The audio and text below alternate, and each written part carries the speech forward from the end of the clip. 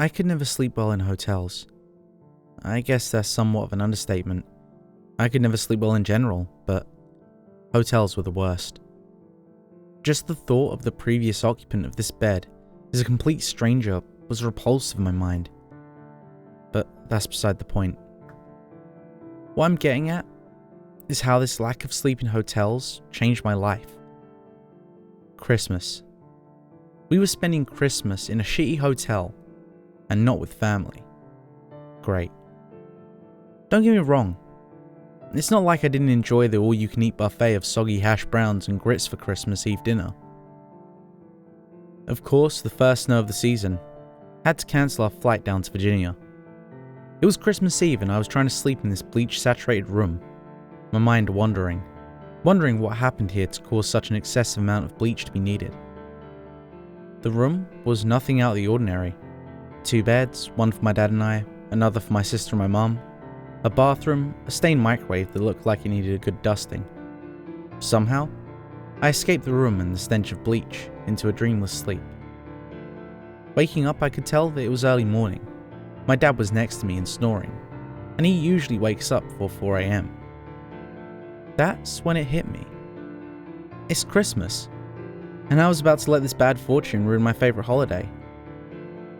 Looking across the bed at the clock to check the time was when I noticed it. The silhouette of a man about 6'3" across the room staring at my mum sleep. Still half asleep and caught up in the moment, I couldn't help thinking of Santa Claus. I realised how stupid the thought of this was, and horror soon filled my head. I choked back a shriek.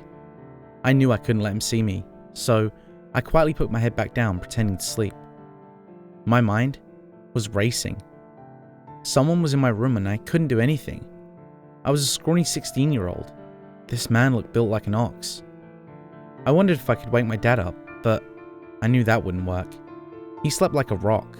A bucket of water couldn't get him up fast enough. I was practically in tears. I've never felt so helpless. For a second time, I choked back a scream. He was standing next to me and I could feel and hear his repulsive breath on my face. It smelled like he'd been eating rotten meat for a week now, with no thought to brush his teeth. If he didn't know I was awake, surely he did now. Seeing my face was contorted with fear.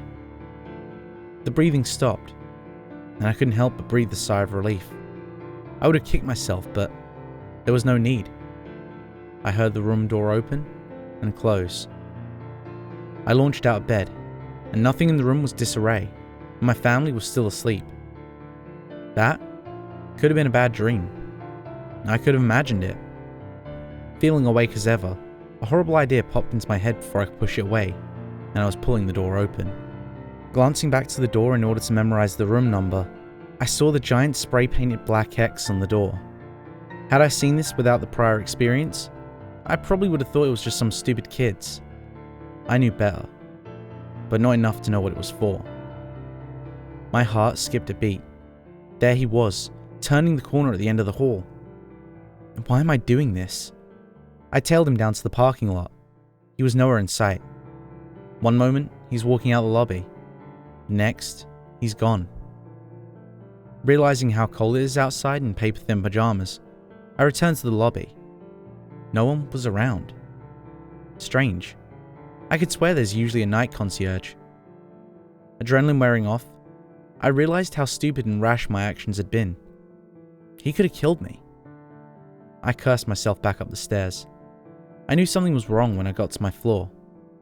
The door to my room was wide open. I hadn't left it that way, right?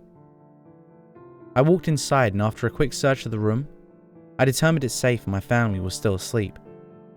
I locked the door and got back into bed, though I didn't sleep for the rest of the night.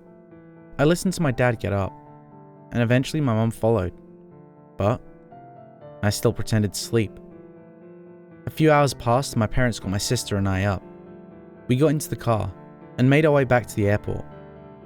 Digging through my bag to grab my iPod led to the finding of something that hadn't been in there the previous day.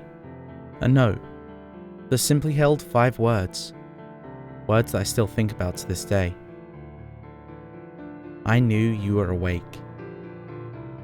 It's now been 2 months since the hotel experience. I'm still scared for my life. And it gets worse every day. That note I found wasn't the only one.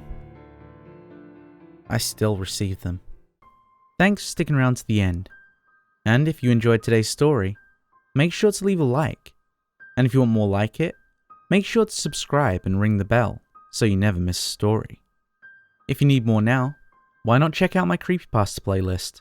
I'll leave that on this card, and I'll catch you in the next story.